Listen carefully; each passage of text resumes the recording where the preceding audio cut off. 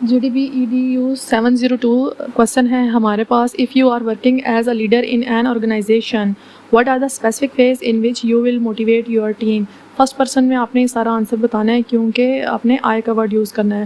As a leader in an organisation there are several specific ways I can motivate my team. نیچے آپ اپنی description start کر دیں گے کہ کون سی اسٹریٹجیز آپ استعمال کریں گے.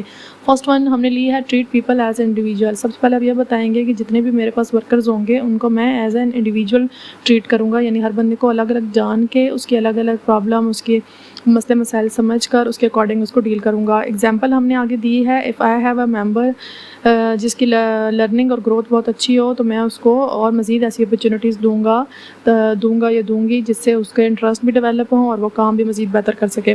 سیکنڈ پوائنٹ, اسٹریٹجی آپ استعمال کریں گے امپاورمنٹ, یعنی کہ اگر میرے پاس ایسے لوگ ہیں میری ٹیم میں جو اچھا کام کر رہے ہیں اور مطلب ساری جو میری ہول ٹیم ممبرز ہیں ان کو میں امپاور کروں گا, یعنی میں ان کو فریڈم دوں گا کہ وہ اپنی مرضی سے اور اپنی اونرشپ میں اپنا ٹاسک جو ان کو دیا گیا اسائن کیا گیا وہ کمپلیٹ کریں, یعنی امپوز نہیں کروں گا بار بار کہ نہیں ایسے نہیں کریں ایسے نہیں کریں.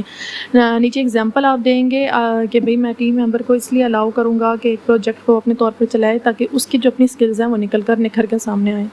پوائنٹ نمبر 3 آپ اسٹریٹجی استعمال کریں گے افیکٹو ریوارڈ سسٹم. ریوارڈ جو ہیں وہ انٹرنسک بھی ہوتے ہیں اور ایکسٹرنسک بھی ہوتے ہیں, آپ نے چیپٹرز میں پڑھا ہوا ہے. تو میں ان کو بونس دوں گا, پروموشن, فلیکسیبل ورک آور دوں گا اور ان کی جو بھی وہ کام کریں گے اس کے لیے ان کو ریکگنیشن دوں گا تاکہ ان کے اندر مزید موٹیویشن آئے, کیونکہ دیکھیں پذیرائی جو ہوتی ہے وہ سب کو پسند ہے, تعریف سب کو پسند ہے. نیچے آپ اس کی ایگزامپل دیں گے کہ اگر میرے پاس ایسے ٹیم ممبر ہیں کہ جو زبردست کام کر رہے ہیں مسلسل, تو میں ان کے لیے کچھ ایسا پلان کروں گا کہ ان کی مسلسل اپریزل ہوتی رہے, وہ ان کی ورکشاپ ہوں, کانفرنس ہوں جہاں پر ان کو مزید موٹیویشن ملے, سب لوگ ان کے کام کو, ان کی خوبی کو, ٹیلنٹ کو پہچانیں.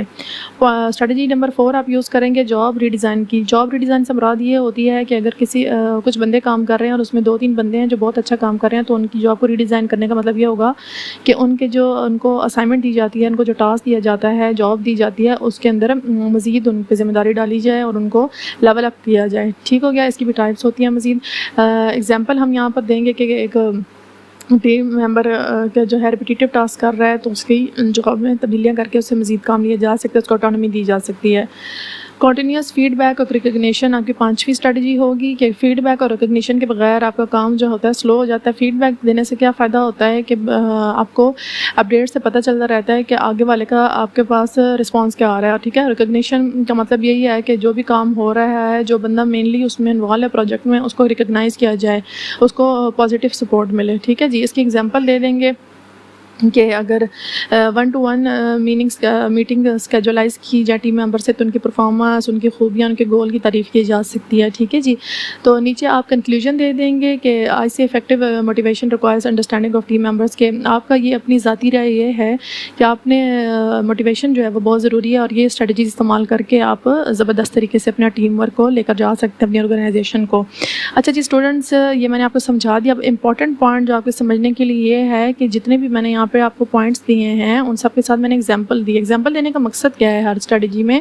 ایگزامپل سے جی آپ کا جو بات ہوتی ہے نا, آپ کا کانسیپٹ, اس کو ایک سالڈ ریزن مل جاتا ہے, آپ دلیل دیتے ہیں نا آپ ان کو ایگزامپل کے ساتھ. تو ایگزامپل مینشن نہ کرنے سے اور کرنے سے بہت فرق پڑتا ہے. ٹھیک ہے جی, کلیئرٹی آتی ہے آپ کے کام میں. تو ایگزامپل دینے کی کوشش کیا کریں, اس پریکٹس کو شامل کریں تو آپ کی مارکنگ اچھی ہوگی. Second and most important point یہ ہے کہ جو آپ کا کوسچن ہے یہ بہت ایک جنرل سا ٹاپک ہے, لیکن آپ نے پورے جنرل ویوز کو سامنے رکھے ہوئے آنسر نہیں دینا, بلکہ آپ نے اپنے مائنڈ میں یہ بات رکھنی ہے کہ آپ کے جو سبجیکٹ ہے EDU 702 کے جو نوٹس ہیں لیسن 31 میں یہ سارا ٹاپک ہے موجود ہے, تو اس کے اکارڈنگ میں نے آپ کو GDP بنا کر دی ہے. اور ان چیزوں کا خیال رکھا کریں کہ اپنے ہینڈ آؤٹس کے ریفرنس کے اکارڈنگ کیا کریں, کیونکہ کچھ ٹاپک اتنے جنرل ہوتے ہیں کہ اس میں پھر جنرلی اگر آپ لکھیں نا تو بہت واسٹ میں آپ چلے جاتے ہیں, تو بہتر یہ ہے کہ اپنے کانٹیکس کے اکارڈنگ لکھیں. ٹھیک ہو گیا جی, تھینکس.